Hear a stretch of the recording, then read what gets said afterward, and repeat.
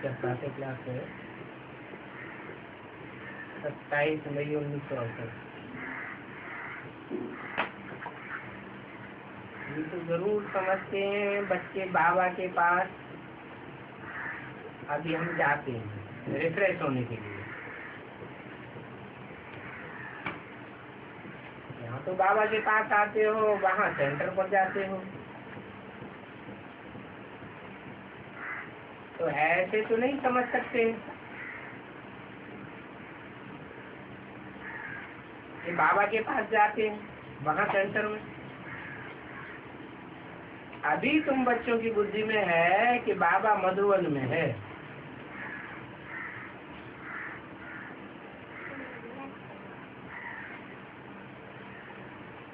बाप की मुरली चलती है बच्चों के लिए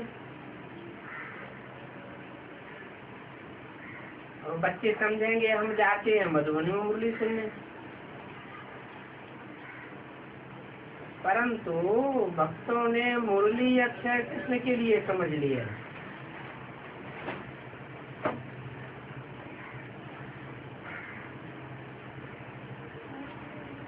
अब मुरली का अर्थ कोई और है नहीं।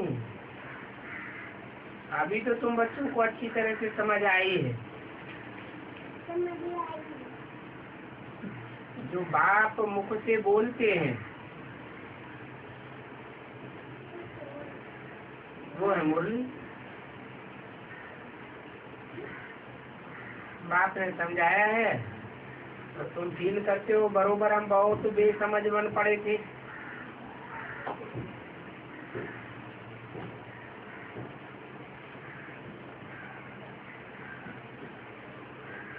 बाप के इंस्ट्रूमेंट को मुरली समझ पड़े थे।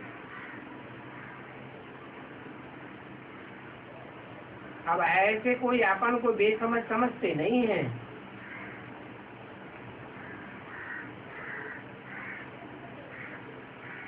यहाँ जब आते हैं तो निश्चय बुद्धि हो जाते हैं।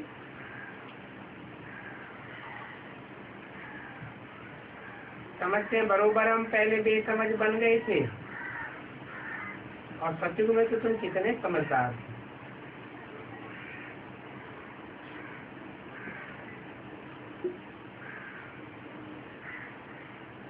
समझदार थे या विषय बुद्धू थे?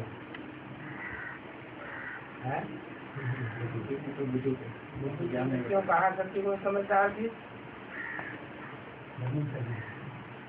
संगम की जो सत्युग का फाउंडेशन पड़ता है उसके लिए कहा कि सत्युग आज में तुम कितने समझदार थे, विश्व के मालिक थे। कोई मूर्ख थोड़े ही विश्व के मालिक बन सकते हैं।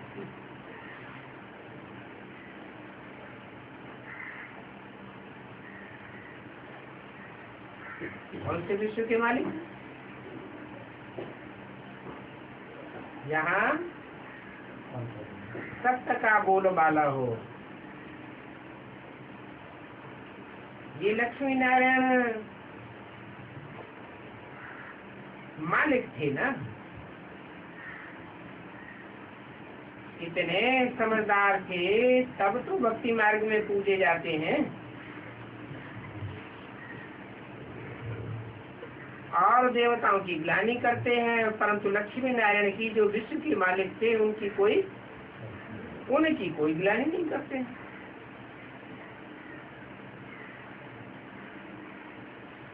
अब मंदिरों के जड़ चित्र तो कुछ बोल नहीं सकते।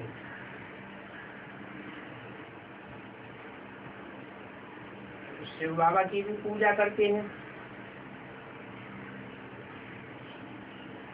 मंदिरों में जिनकी पूजा करते हैं, शिव की पूजा करते हैं, वो कब बोलते हैं क्या? और यहाँ तो शिव बाबा एक ही बार आते हैं सारे कल्प में और आकर के बोलते भी हैं।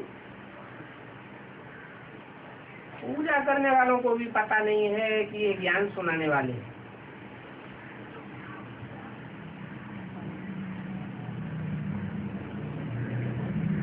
जिनकी पूजा करते हैं, जो पूजा करते हैं, क्या उनकी बुद्धि में आता है कि शिव ने कभी ज्ञान सुनाया होगा? उनकी बुद्धि में भी नहीं आता, परंतु तुम्हारी बुद्धि में आता है कि वो सेवर जिस साकार तन में प्रवेश करता है वो ऐसी निराकारी स्टेज में स्थिर हो जाता है जैसे कि कर्मेंद्रियां है ही नहीं, फिर भी बोलता तो है ना।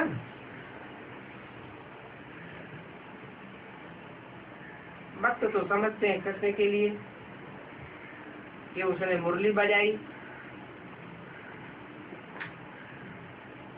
कृष्ण की पूजा करते हैं, उनके ऑक्यूपेशन को बिल्कुल जानते ही नहीं, तो पूजा आदि सारी निष्फल हो जाती है।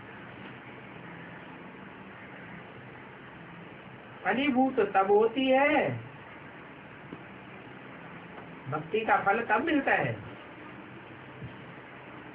त्रेसठ जन्म में भक्ति की भक्तों ने, वो फलीभूत कब होती है? जब पाप आते हैं।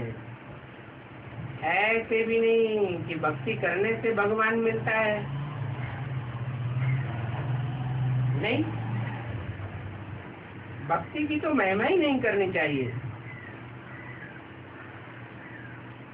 भगवान से तो सदगति मिलती है और भक्ति से तो दुर्गति होती आई है। दुर्गति को पाते हैं तब भगवान आते हैं सदगति करने के लिए, और भक्त लोग तो ऐसा समझते ही नहीं है कि भक्ति से दुर्गति होती है। तुम तो जानते हो तो बाप के पास आते हो।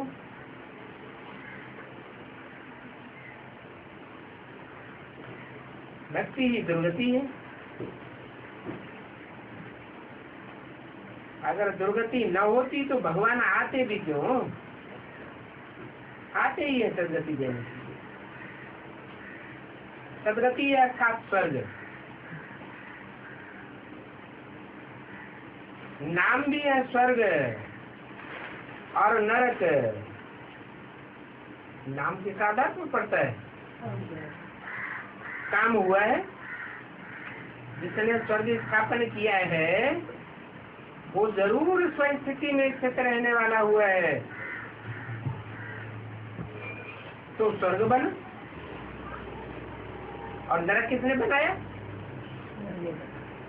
मनुष्य ने नरक बनाया। मनुष्य को नर कहा जाता है, तो नर जो भी करता है वो नरक बनता है। और नरक में ही भक्ति होती है। जहाँ स्वयं स्थिति में रहते हैं वहाँ कोई भक्ति की दरकार है ही नहीं। जब रावण राज्य शुरू होता है तो भक्ति शुरू होती है।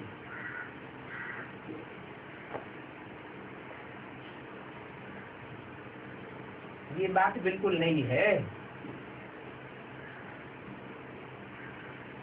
शास्त्रों में ये बातें नहीं है कि द्वैतवादी युग से रावण राज्य शुरू होता है। बाप आकर बताते हैं, और शास्त्र तो तुमने भी बहुत पढ़े हैं। ऐसी बहुत माताएं भी हैं जिन्होंने वेद शास्त्र आदि पढ़े हैं। जिन्होंने नहीं पढ़े हैं वो भी समझते हैं अच्छा हुआ जो हमने नहीं पढ़े। अभी बच्चे समझते हैं बरोबर सच्चा पढ़ाने वाला एक ही बात है।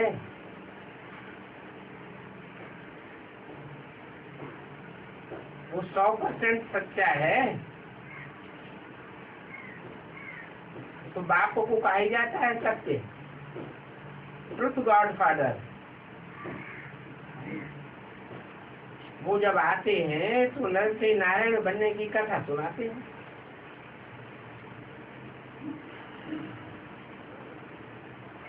इस समय की कथा है।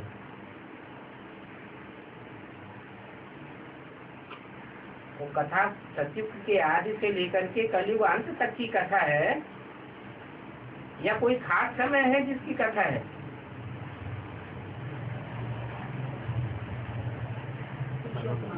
पुरुषोत्तम संगम में ऊपर नर से कैसे नारायण बने वो कथा सुनाते हैं। तो अर्थ ठीक बैठ जाता है। सत्य बाप आते हैं तो अभी नर से नारायण बनना है। नर मनुष्य को कहा जाता है।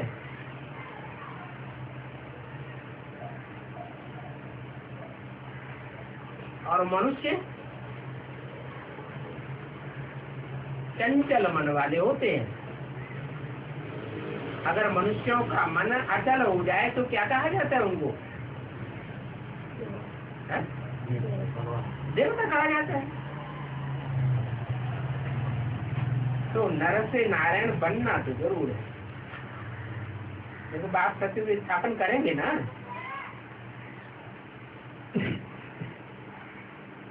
और नर से नारायण बनेंगे भी कौन सी युग में? कलयुग में थोड़े ही बनेंगे। कलयुग के अंत और सतयुग के आदि को संगम कहा जाता है। तो नर से नारायण कहाँ बनेंगे? संगम तो दोनों को कहा जाता है। कलयुग और सतयुग दोनों के मेल को संगम कहा जाता है। तो कहाँ बनेंगे नारायण? नर से नारायण कलयुग में तो बनेंगे नहीं। और सतयुग में बुद्धि होते हैं तो कहाँ बनेंगे? पुरुषोत्तम संगम युग की जब आखिरी स्टेज होती है तो नर से नारायण जैसे बनते हैं। जब तुम कथा सुनते थे तब कोई बुद्धि में नहीं आता था कि हम नर से नारायण बनेंगे। सत्यनारायण की कथा तो सुनते थे ना। अभी तुम समझते हो हम सत्य बाप के पास आए हैं नर से नारायण जैसे बनने के लिए। बाप हमको नर से नारायण बनने का राजयोग सिखाते हैं। और ये राजयोग सिखाना कोई बाप के लिए नई बात नहीं है। कल्प कल्प आकर के समझाता हूँ। कितनी बड़ी भारी भूल की है, पत्थर बुद्धि बन गई। तो कहते हैं हर युग में आता हूँ। 24 अवतार लेते हैं, 10 अवतार लेते हैं। ये भी नहीं समझते कि युग युग में बाप आकर कैसे राजयोग सिखावेगा।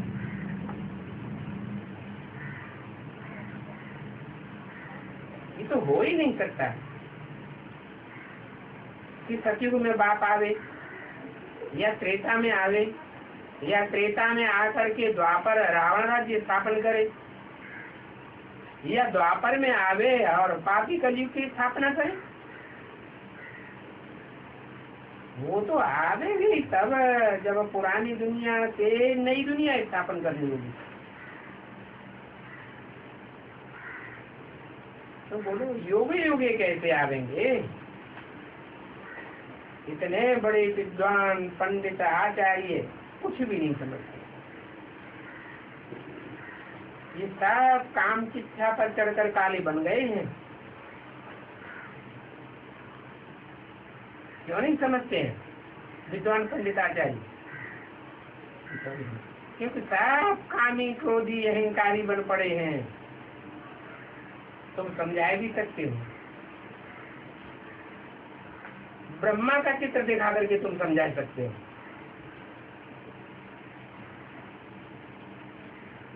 ये ब्रह्मा का रथ है। ये बहुत जन्मों के अंत का जन्म है। और ये ब्रह्मा दाढ़ी मूछ वाला है, पतित मनुष्य है। अभी यह भी पावन बन रहा है। भी क्यों लगाया? किससे भेंट की? यह ब्रह्मा भी दादा लेखराज की तरफ इशारा किया। यह भी पावन बन रहा है। भी लगाया, इसका मतलब कोई और भी है जो इनसे भी जास्ती पावन बनता है। ये भी पावन बनते हैं और तुम भी पावन बनते हो। अंतर क्या है? ये पावन बनते हैं तो देवता बनते हैं, और तुम पावन बनते हो तो देवताओं से भी ऊंच भगवान भगवती बनते हो।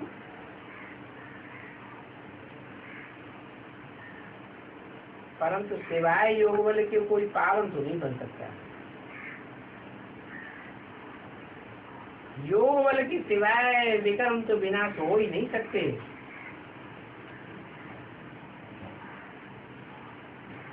पानी में स्नान करने से कोई पावन थोड़े बन सकते हैं। क्यों? अच्छा, दूध में स्नान करें तो पावन बन जाएंगे? वो भी पावन नहीं बनेंगे। दूध का और पानी का मिसाल क्यों दिया?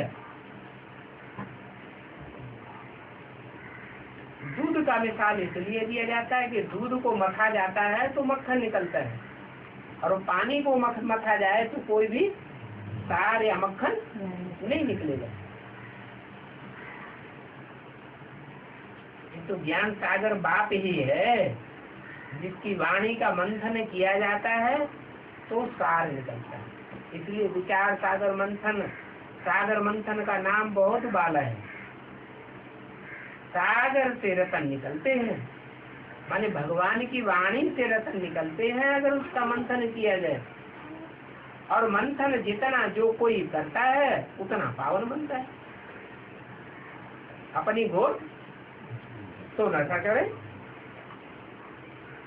ये योग आदमी है। और पानी तो होता है आपको बुझाने वाला है? पानी में और आग में क्या अंतर है? है? पानी आग को बुझाए देता है, ये है योग अग्नि। इस योग अग्नि को क्या बुझाई देता है? मनुष्य जो पानी पानी ज्ञान सुनाते हैं या नदियों में से जो पानी पानी आता है वो योग बल को नष्ट कर देता है। इसलिए कहते हैं एक से सुनो, एक ही राजयोग सिखाने वाला है, बाकी नदियों से तो कोई पतित पावन नहीं बन सकता। आग तो जलाने वाली होती है, ये भी योग अग्नि है। क्या जला देती है? 63 जन्मों के पाप दग्ध कर देती है, जला देती है, भस्म कर देती है। तो पानी तो कोई आग नहीं है। चाहे नदियां हो, चाहे पोखरे हो, चाहे तालाब हो, चैतन्य मनुष्य होते हैं।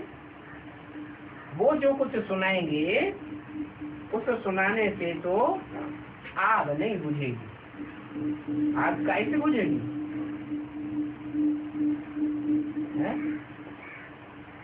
नदियों के पानी से आग बुझने वाली नहीं है। ये जन्म जन्मांतर की जो विकर्मों की खाद पड़ी हुई है, ये खाद सिर्फ भगवान के योग से ही भस्म होने वाली है। इसके विकर्म विनाश होते हैं। बड़े बड़े विद्वान आदि हैं, सबसे जास्ती गुरु तो इसने किए। ये समझते हैं हमने गुरु तो बहुत किए, शास्त्र आदि भी बहुत पढ़े। शास्त्र पढ़ते पढ़ते जन्म में जैसे पंडित बन गया। बाप ने समझाया है, जो अपन को बच्चे समझते हैं तो इस जन्म में जो कुछ पाप आदि किया है वो आकर के बाप को बताना चाहिए क्यों बताना चाहिए? क्योंकि अभी तो सन्मुख बाप आया हुआ है ना, तो बताना चाहिए। अगर बाप सन्मुख नहीं है तो बताने की भी दरकार नहीं है। का मतलब तथाकथित ब्राह्मणों के सामने बाप है नहीं है, तो वहां पोता मिल देने से भी कोई फायदा नहीं है। तो पाप कर्म बताए देना चाहिए बाप को, बता देंगे तो हल्के हो जाएंगे। अनुभव की बात है, इस जन्म में ही हल्के हो जाएंगे। इस जन्म के जो पाप किए हैं वो बताने से भी हल्के हो जाएंगे, और पूर्व जन्म के तो याद ही नहीं है, फिर भी हल्कापन आ जाएगा। फिर पुरुषार्थ करना है जन्म जन्मांतर के पाप काटने का, क्योंकि हल्के हो गए तो पूर्व जन्म के पाप आसानी से कटेंगे। जरूर जन्म जन्मांतर पाप कर्म तो किए हैं, उन पाप कर्मों का बोझा सिर पर है। पाप योग की बात समझाते हैं, कहते हैं कि योग से भी कर्म विनाश होंगे। और ये बातें तुम अभी सुनते हो, सत्युग में तो ये बातें कोई सुना देगा नहीं, सुना ही नहीं सकता। तो ये सारा ड्रामा बना हुआ है, सेकंड ये सारा ड्रामा फिरता रहता है, एक सेकंड दूसरे से मिल नहीं सकता। 27/1968 की वाणी का दूसरा पेज। सेकंड बाई सेकंड तुम्हारी आयु कम सी होती जाती है।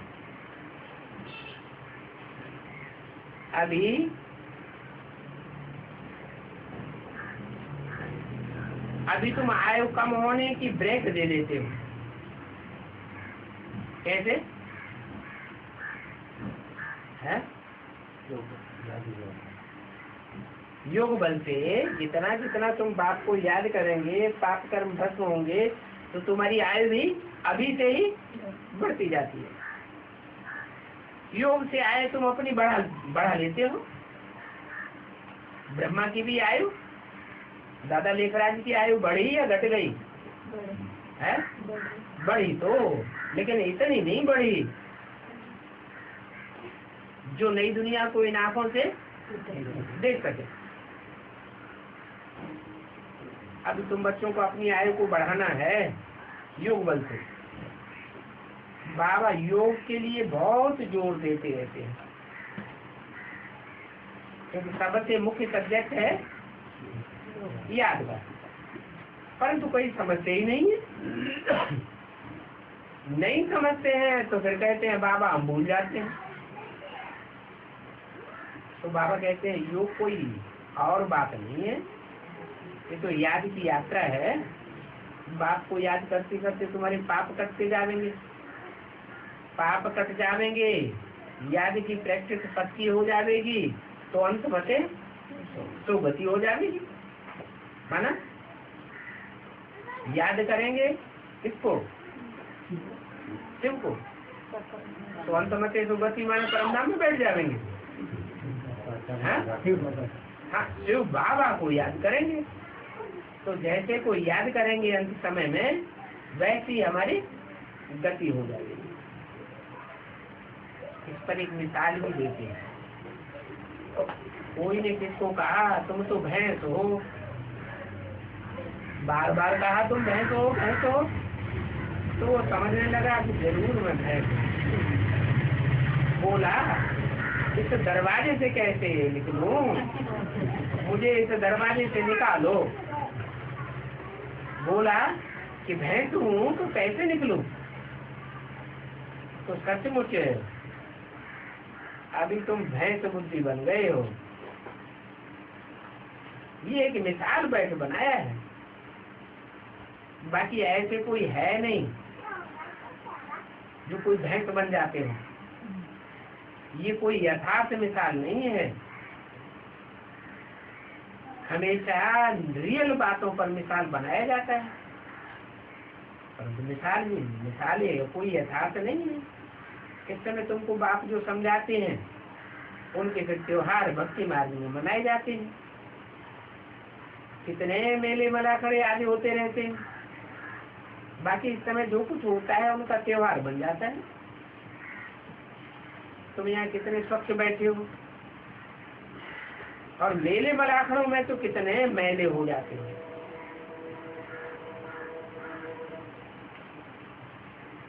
मेलों में क्या करते हैं, जहाँ जहाँ मेले लगते हैं, पोखरों पर, नदियों के किनारे, वहाँ वहाँ मिट्टी बैठकर जोर से मलते हैं। मिट्टी मन जय अभिमानी की मिट्टी मलने की शूटिंग कहाँ होती है? ब्राह्मणों की संगम भी दुनिया में ही जो मेले मलाखड़े होते रहते हैं, वहाँ देह अभिमानी की मिट्टी चिपकती रहती है। तो देवन बढ़ेगा या घटेगा? देवन और ही बढ़ता जाता है। समझते हैं हमारे पाप मिट जाएंगे मिट्टी मलने से। अब ये कौन सी मिट्टी की बात है?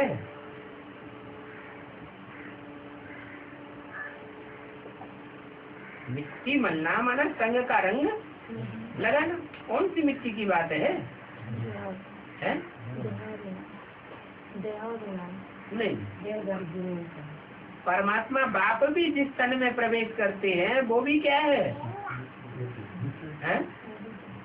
वो भी तो मिट्टी ही है ना।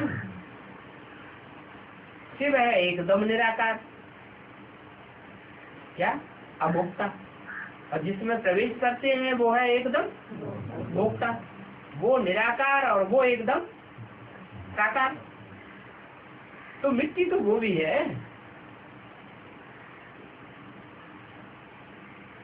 नदियों में जाकर के मिट्टी मलते हैं मेले मलाखड़ों में, वहाँ क्या अंतर होता है?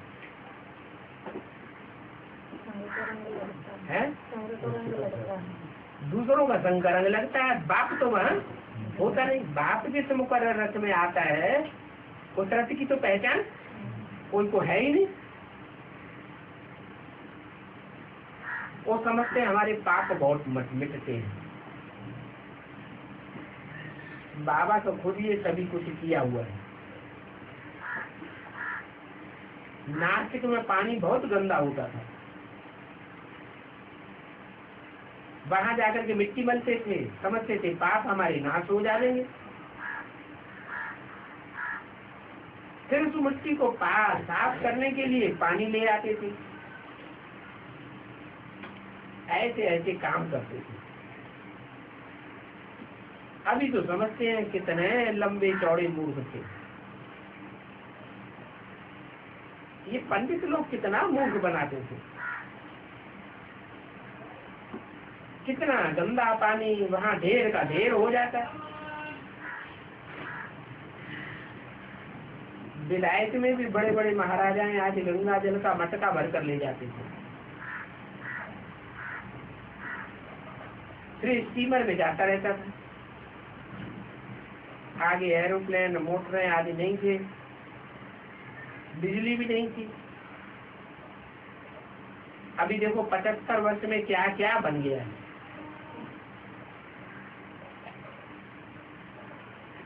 सच में भी ऐसे साइंस काम आता है। हम तो महलात बहुत जल्दी बनेंगे। अभी तुम्हारी पार्क बुद्धि बन जाती है तो यह बनाने करने में देरी नहीं लगेगी। कैसे है? कैसे देरी नहीं लगेगी? वहाँ सारा काम करेगा कौन? मनुष्य करेगा? प्रकृति करेगा। जब तुम्हारी सतो प्रधान स्टेज होगी, योग युक्त स्टेज होगी, तो प्रकृति तुम्हारे इशारे पर चलेगी। तुमने संकल्प किया और प्रकृति ने वहाँ बना दिया। कैसे बनाएगी?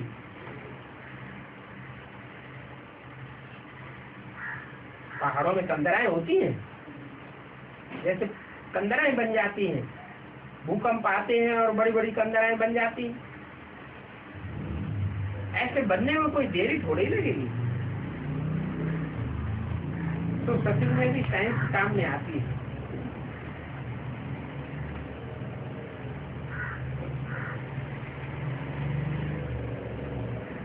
जैसे यहाँ मिट्टी की ईंटें बनते हैं, वहाँ सोने की होती है।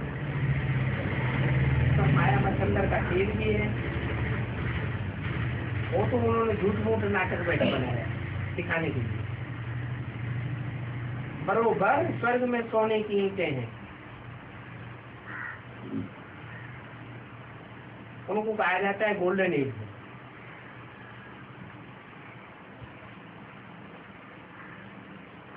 पहले सूक्ष्म ईंटें बनेंगी, ये स्थूल ईंटें बनेंगी। सूक्ष्म ईंटें कौन सी होती है? चैतन्य मनुष्य आत्माएं जो है वो ही गोल्डन बन जाएंगी।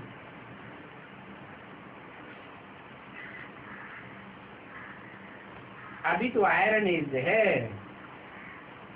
तो मिट्टी की ईंटें बनती रहती है। तो वहां होते हैं सतो प्रधान और यहाँ है तमो प्रधान। योग बल के वाइब्रेशन से कितना फर्क पड़ जाता है। स्वर्ग को तो सभी याद करते हैं, चित्र भी उन्हों के कायम है। किनों के? किनों के कायम है? देवताओं के चित्र उनके गायब हो जाए ऐसे नहीं होता। कहते भी आदि सनातन देवी देवता धर्म था, फिर हिंदू धर्म कह देते हैं। देवता के बदले हिंदू कह देते हैं। कुछ विकारी है तो देवता कैसे कहें? तुम कहाँ भी जाते हो तो वही बातें समझाते हो, क्योंकि तुम वो मैसेंजर, बाप का मैसेज देने वाले, पैगंबर, बाप का पैगाम पहुंचाने वाले। क्या पैगाम? तो पुरानी दुनिया खलास होने वाली है, नई दुनिया आने वाली है। बाप नई दुनिया बनाने के लिए धरती पर आया हुआ है। तो असली मैसेंजर पैगंबर तुम हो। वो तो उन्होंने मोहम्मद बुद्ध क्राइस्ट का नाम पैगंबर रख दिया है, परंतु वो कोई खुदा का पैगाम लाते नहीं है। बाप का परिचय हर एक को देना। वो झट समझेंगे कि बरोबर तुम तो ठीक कहते हो। दो बात है,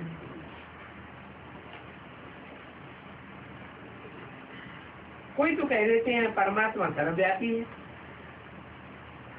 तो दो बात की बात ही उड़ जाती है। तुम वाक्य समझते हो, एक बाप से हद की दुनिया का बच्चा मिलता है और बेहद के बाप से बेहद की दुनिया का बच्चा मिलता है, और 21 जन्मों के लिए मिलता है। इससे बेहद के बाप से 21 जन्मों का मिलता है और हद के बाप से है एक जन्म का वर्षा मिलता है। ये ज्ञान अभी तुमको मिला है, वहां ये ज्ञान रहता ही नहीं। और बाप से वर्षा नहीं, कौन सी युग में मिलता है? सर नंबर ही वर्षा मिलता है, जो फिर 21 पीढ़ी जन्म बाई जन्म तुम राज्य करते रहते हो। तुम सारे विश्व के मालिक बनते हो। जन्म बाई जन्म राज्य तो चलता है, परंतु वहाँ सारे विश्व पर राज्य नहीं होता, और यहाँ तो तुम सारे विश्व पर राज्य करते हो। ये भी तुमको अभी मालूम पड़ा है। हिटलर, नेपोलियन, मुसोलिनी, कोई भी विश्व पर राज्य नहीं कर सके। सारी दुनिया के दिलों पर तुम राज्य करते हो। जो पक्के निश्चय बुद्धि है उनको कोई संशय उठाने की बात ही नहीं है। वेद के बाप से बेहद का वर्षा मिलता है। शिव बाबा आवेंगे तो जरूर कुछ न कुछ वर्षा देंगे,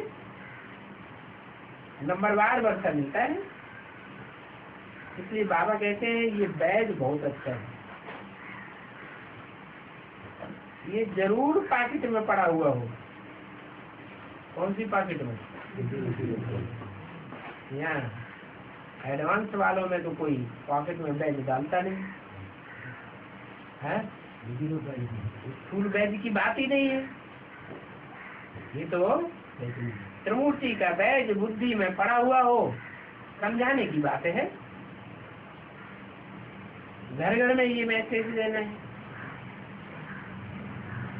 कि त्रिमूर्ति बाप इस धरती पर आया हुआ है। बाप आया हुआ है तो जरूर तीन मूर्तियां भी प्रत्यक्ष होंगी कि नहीं होंगी? कौन कौन सी तीन मूर्तियां? ब्रह्मा की मूर्ति, विष्णु की मूर्ति और शंकर की मूर्ति। ये तीन मूर्तियों के लिए ही झंडारोहण का गीत गाया, विश्व विजय करके दिखलावे। विश्व विजय कोई कपड़े का झंडा करता है क्या? है? कोई चैतन्य आत्माएं हैं, शरीर रूपी वस्त्रधारी हैं, जो सारे विश्व के ऊपर विजय प्राप्त करती है। तो तुम समझाते रहो, कोई माने या न माने। अरे माने या न माने, समझाते रहो तो फायदा क्या है? जब विनाश होगा तो सब मानेंगे कि भगवान आया हुआ है। क्या सीधे सीधे किसी को समझाएंगे तो कोई मानता नहीं है। जब भगवान का विकराल रूप देखते हैं तो मान लेते हैं कि हाँ भगवान आया हुआ है। फिर जिन्हों को तुमने बैज दिया होगा, क्या बैज दिया होगा? है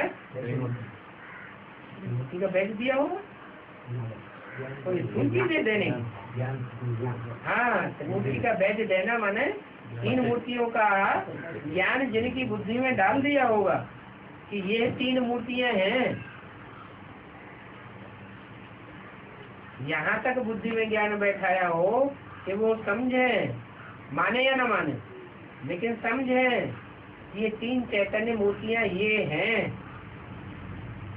ब्रह्मा के रूप में प्रत्यक्ष होने वाली और विष्णु के रूप में प्रत्यक्ष होने वाली और शंकर के रूप में जो संसार में प्रत्यक्ष होने वाली है।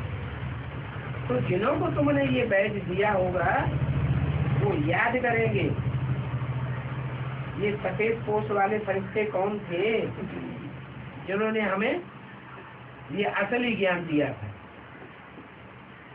सूक्ष्म बतन में तुम फरिश्ते देखते हो,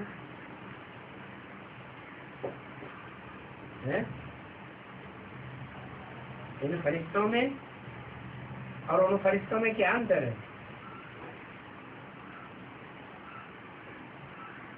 सूक्ष्म बतन होता है क्या? सूक्ष्म बतन कोई होता नहीं है। सूक्ष्म बतन माने बुद्धि की सूक्ष्म स्टेज।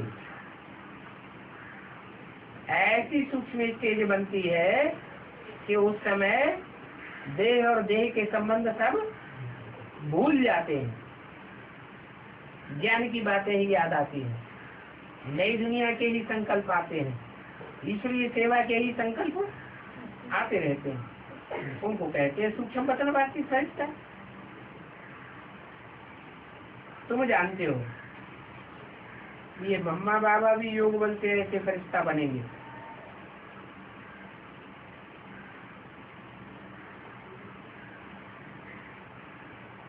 कौन से मम्मा बाबा?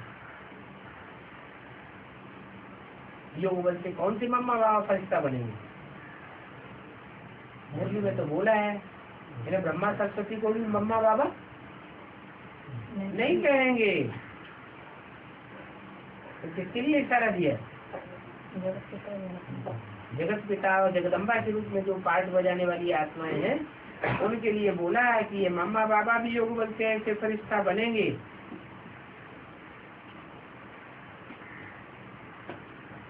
हम बच्चे बनेंगे ना, है कैसे फरिश्ता? जो साकार दुनिया में बुद्धि न लगी रहे, कहाँ लगी रहे? हैं? ज्ञान के मनन चिंतन में बुद्धि लगी रहे, नई दुनिया की प्लानिंग में बुद्धि लगी रहे। जैसे देह और देह के संबंध और देह के पदार्थों की दुनिया बुद्धि में से उड़ जाती है।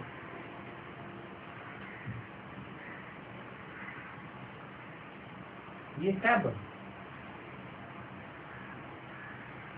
बातों का ज्ञान बाप इनमें प्रवेश करके डायरेक्ट डायरेक्शन देते हैं।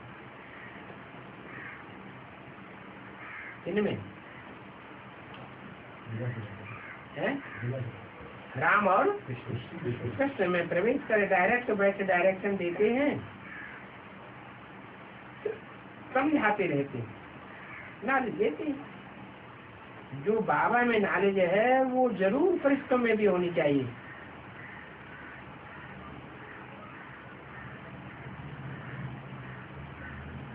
जिनकी बुद्धि में देह के रिश्ते फिरते होंगे, उनकी बुद्धि में वो नॉलेज उस समय रहती नहीं है।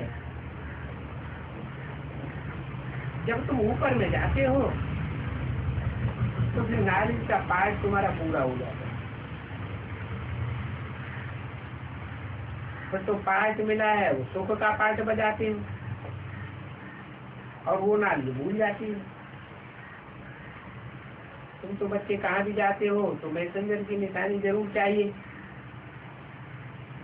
कौन सी निशानी? मैसेज देने वालों की निशानी कौन सी चाहिए? है वही मैसेज देने की निशानी बैज। बैज की त्रिमूर्ति अगर कोई समझा सकता है तो उसके पास समझो पॉकेट में बैज पड़ा हुआ है। अगर त्रिमूर्ति का ज्ञान कोई नहीं दे सकता तो क्या कहेंगे? वो बैज बुद्धि रूपी पॉकेट में पड़ा हुआ नहीं है। खुद की पॉकेट में पड़ा होगा तो दूसरों को देगा, खुद की पॉकेट में नहीं पड़ा हुआ है तो दूसरों को देगा कहाँ से?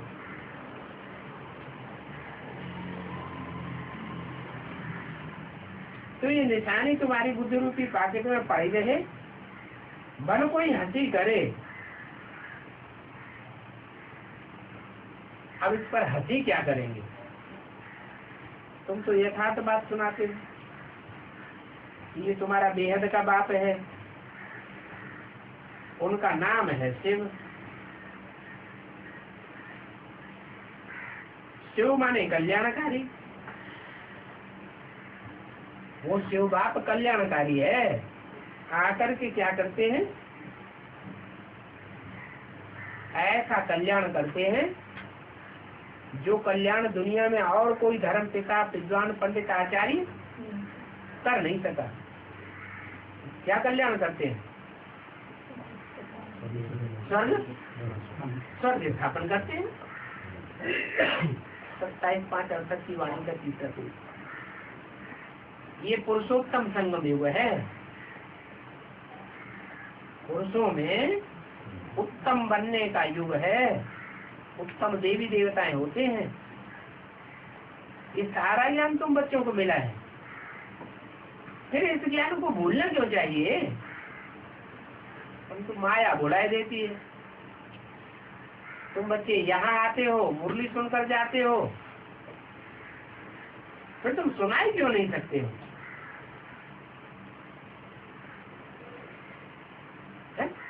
यह ज्ञान सिर्फ ब्राह्मण ही क्यों सुनाती है? तुम भी तो सुना सकते हो।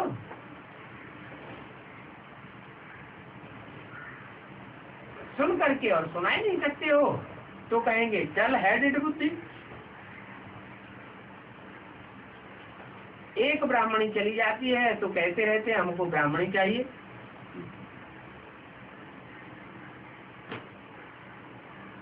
काय के लिए? है ज्ञान सुनाने के लिए।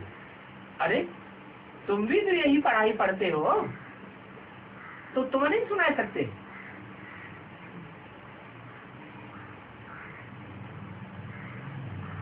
ब्राह्मणी क्यों मांगना चाहिए है? अरे हाँ, हाँ, संग का रंग की बात है। गृहस्थी जीवन जो है उसमें दुनिया का संग जाती लगता है, तो जो ईश्वरीय नॉलेज है वो भूल जाती है। हाँ, जिनके घरों में गीता पाठशाला है, लोगों का आना जाना लगा रहता है। गीता पाठशाला का मतलब क्या है? जरूर गीता पाठशाला में बाप ने आकर पढ़ाई होगी, तो बुद्धि में वो संग का रंग याद आता रहता है, तो बुद्धि में बैठना चाहिए ना। तो ब्राह्मणी पर आधार क्यों रखते हो? बात तो बहुत सही है। चलते फिरते बाप को और वर्ष को याद करना है। शांति धाम और सुख धाम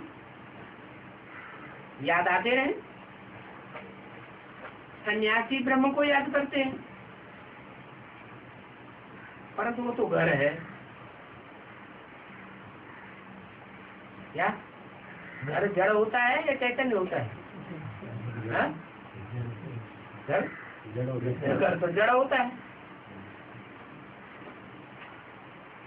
ब्रह्मा का तन या प्रजापिता ब्रह्मा का तन जड़ कहेंगे या चैतन्य कहेंगे? है? अगर शिव नहीं है तो क्या है? सब है, जड़ है। ऐसे जड़त्व को जो याद करते हैं, शिव को याद नहीं करते हैं, जड़त्व में ही लटक जाते हैं, तो सन्यासी बन जाते हैं। प्रवृत्ति को याद नहीं किया। किसको याद किया? निवृत्ति को याद किया, एक को याद किया या डबल को याद किया है? याद करना है। प्रवृत्ति हमारी याद जो है वो भी कैसी है? निवृत्ति मार्ग की याद है या प्रवृत्ति मार्ग की याद है? प्रवृत्ति मार्ग की याद है। प्रवृत्ति का मतलब ये है कि निराकार शिव और साकार शरीर। तो याद तो करना है बाप को। ब्रह्म में रहने का स्थान अलग है। बाप को न जानने के कारण वापस कोई जाए तो नहीं होता है। और बाप ने समझाया आत्मा अविनाशी है, वो कब विनाश नहीं हो सकती। ज्ञान सारा आत्मा में ही है। बाबा भी परमात्मा है। तुम भी परम धाम में रहते हो जहाँ बाबा रहते हैं। तो ऐसे नहीं कि सिर्फ एक ब्राह्मण ही सिर्फ मुरली चला दे और तुम में से कोई बोल नहीं सकता क्या? आप सामान बनाकर तैयार करना चाहिए जो बहुत सेंटर से संभाल सके, तभी तो औरों का कल्याण कर सकेंगे। एक ब्राह्मणी चली जाती है तो दूसरी क्यों चाहिए?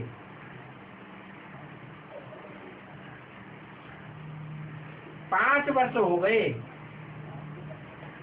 ब्राह्मणी को भेजे हुए, सेंटर खोले हुए। 5 वर्ष में तुम हजामत करते रहे क्या? धारणा नहीं की। स्टूडेंट पढ़ेंगे नहीं तो कहेंगे ये तो हजाम है। अच्छा, रूहानी बच्चों को रूहानी बाप दादा का याद प्यार गुड मॉर्निंग। रूहानी बच्चों को रूहानी बात करना।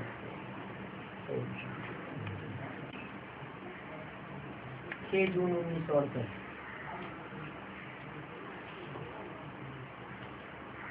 बच्चों की आगे चल करके हड्डी गुड्डी नरम होगी। क्या छोटे बच्चों को जल्दी पढ़ाई जा सकती है या बड़ों को जल्दी पढ़ाई जा सकती है? क्यों? क्योंकि उनकी हड्डियां नरम होती हैं। जितनी प्योरिटी की पावर होगी उतनी हड्डियां नरम होंगी, और जितनी इम्प्योरिटी बढ़ती जाती है उतनी हड्डियां मजबूत होती जाती है। तो बोला बच्चों को आगे चल करके हड्डी गुड्डी नरम होगी। फिर इन वृद्धि को पाना तो जरूर है, क्योंकि आजकल दुख बहुत बढ़ता जाता है ना। ये शरारती दुनिया है, बड़े बड़े आदमियों को भी मार डालते हैं। बच्चे ये तो समझ गए हो, ये दुनिया पुरानी है, तमो प्रधान है, तमो प्रधान चीज दुखदाई होती है। और कोई मनुष्य तो ड्रामा के आदि मध्यंतों को जानते नहीं। तुम तो जानते हो कि 5000 वर्ष पहले दुनिया नई थी, अभी दुनिया पुरानी हो गई है। वो मनुष्य तो नेति नेति कहते रहते हैं, परंतु इसका अर्थ जानते ही नहीं। बात समझाते हैं कि यह नॉलेज जो तुमको अभी मिलती है, इस नॉलेज का आदि मध्य अंत तुमको पता रहता है। सत्य में तो इसकी दरकार ही नहीं रहती, ज्ञान प्राय लोप हो जाता है। जानते हो, हम जो प्रदर्शनी में समझाते हैं, किसको समझ में आवेगा और किसको समझ में नहीं आवेगा। क्यों? जब एक को समझ में आवेगा तो दूसरों को क्यों नहीं आवेगा? कारण क्या है इसका? हम ज्ञान रत्नों की प्रदर्शनी सामने रखते हैं तो कोई को समझ आता है, कोई को समझ नहीं आता है। इसका कारण क्या है? हाँ, पूर्व जन्म के हिसाब किताब उनके ऐसे हैं, ऐसा उन्होंने संग का रंग लिया है कि उनकी समझ में नहीं आता है। जरूर पापियों का संग किया है, और जिनकी समझ में आता है उन्होंने जरूर पुण्यात्माओं का संग किया है, तो उनकी बुद्धि में बैठता है।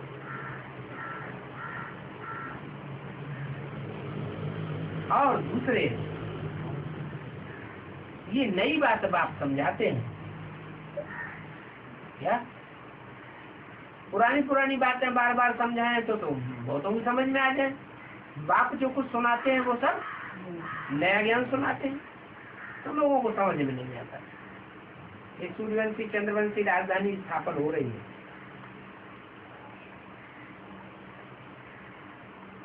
2500 वर्ष की हिस्ट्री में इस्लामी बौद्धियों क्रिश्चियंस की राजधानी तो स्थापन हुई, परंतु देवी देवता सनातन धर्म वालों की कोई राजधानी स्थापन हुई नहीं। अभी बाप स्थापन कर रहे हैं। तुम समझते हो हम विश्व के मालिक बनेंगे?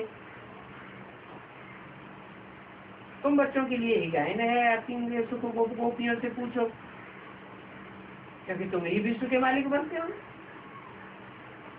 जो बात कभी स्वप्न में भी नहीं थी वो हम बन सकते हैं।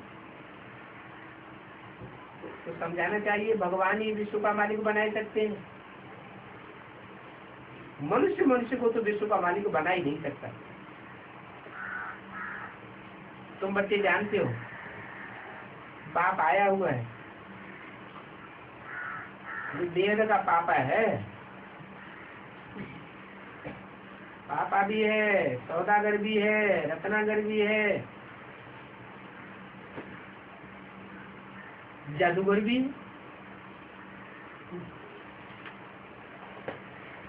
सौदागर कहते हैं है? इतना बड़ा सौदा करते हैं, कितना बड़ा है? क्या सौदा करते हैं? रतन देते हैं, हीरे देते हैं, और क्या लेते हैं? कौड़ी लेते हैं। बहुतों को तो कौड़ी देने में भी डर लगता है।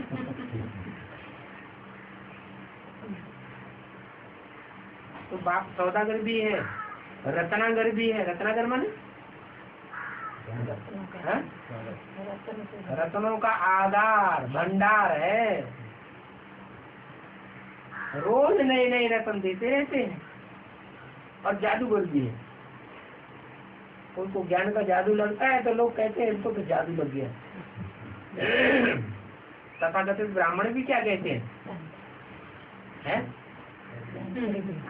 कोई जादूगर है, कोई तांत्रिक है, वो तांत्रिक ने जादू इनके ऊपर जादू लगाई दिया। तो तुम बच्चे कहते हो जो फिर भक्ति मार्ग में गायन चला आता है, जादूगर नई दुनिया स्थापना और पुरानी दुनिया का विनाश कराए देते हैं।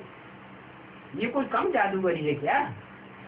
ऐसी जादूगरी तो हिस्ट्री में कब कोई ने करके दिखाई नहीं। कैसी जादूगरी?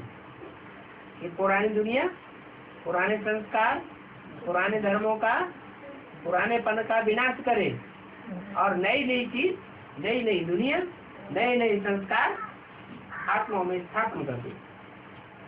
ये पढ़ाई है ईश्वरीय, तुमको खुशी होती है।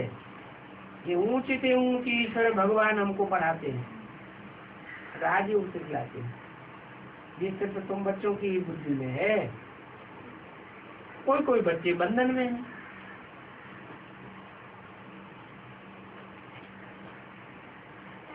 बंधन के लिए किसका गायन है? ये भी गायन है। द्रौपदी ने पुकारा, हमको नगन करते हैं, कोई बचाए नहीं सकता। तो कौन सा योगी बनता है?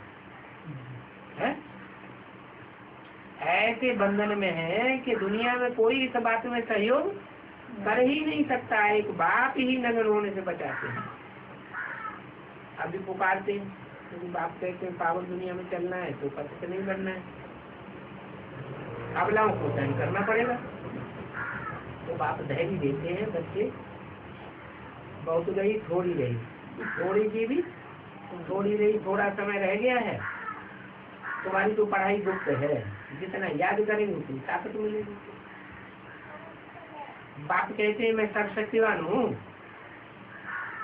तो जरूर शक्ति मिलेगी ना, परंतु कब मिलेगी? जब याद करेंगे। तो बुद्धि में रहना चाहिए। हम भी कंचन बनते हैं, फिर औरों को भी कंचन बनाते हैं। बाबा हमेशा कहते हैं नित्य बुद्धि हो, तो उसकी निशानी क्या होगी? है नित्य बुद्धि की निशानी क्या होगी? कैसे बाप माने कि ये नित्य बुद्धि है? नहीं, हाँ विजयंती माने जहाँ भी हाथ डालेगा, जिनको भी सुनाएगा तो उनके ऊपर विजय प्राप्त कर लेगा। नित्य बुद्धि हो तो बाप के पास ले आना चाहिए। खुद ही नित्य बुद्धि नहीं होंगे तो दूसरों को नित्य बुद्धि बना ही नहीं सकेंगे। तो बुद्धि में रहना चाहिए। हम भी कंचन बनते हैं। तुम जानते हो बाबा के पास क्या सौगात ले जावे? अच्छे अच्छे फूलों को कोई समय माया मुरझाई देती है तो फिर देवान में आ जाते हैं। देवान में आते हैं तो फिर सेवा होती नहीं, फिर खुशी की मेवा भी मिलती नहीं। अच्छा, छोटे छोटे बच्चों को रूहानी बाप दादा का याद कर, गुड नाइट। रूहानी बच्चों को रूहानी बात की